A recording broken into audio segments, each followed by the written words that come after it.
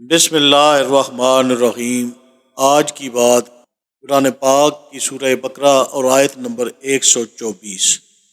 اور یاد کرو جب ابراہیم علیہ السلام کو اس کے رب نے چند باتوں کے ذریعے آزمایا تو اس نے انہیں پورا کر دیا۔ اللہ نے فرمایا میں تمہیں لوگوں کا پیشوا بنانے والا ہوں۔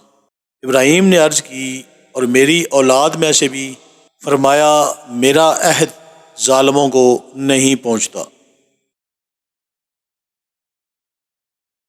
حدیث مبارکہ، دنیا کمانے کے لیے علم حاصل کرنا۔ نبی کریم صلی اللہ علیہ وآلہ وسلم نے فرمایا جس شخص نے علم دین اس لیے حاصل کیا کہ دین سے دنیا کمائے تو اس کو جنت کی ہوا بھی نہ لگے گی۔ فقہ کے مسائل، وضو کا بیان، منہ دھونا۔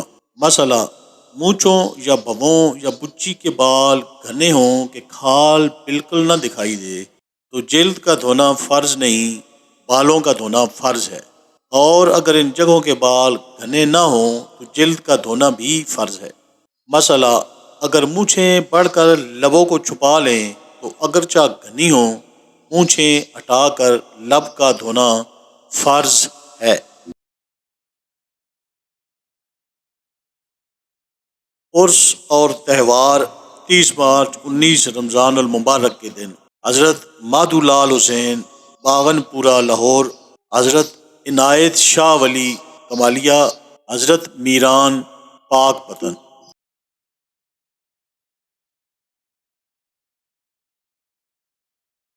دنیا کے مختلف واقعات 30 مارچ کے دن۔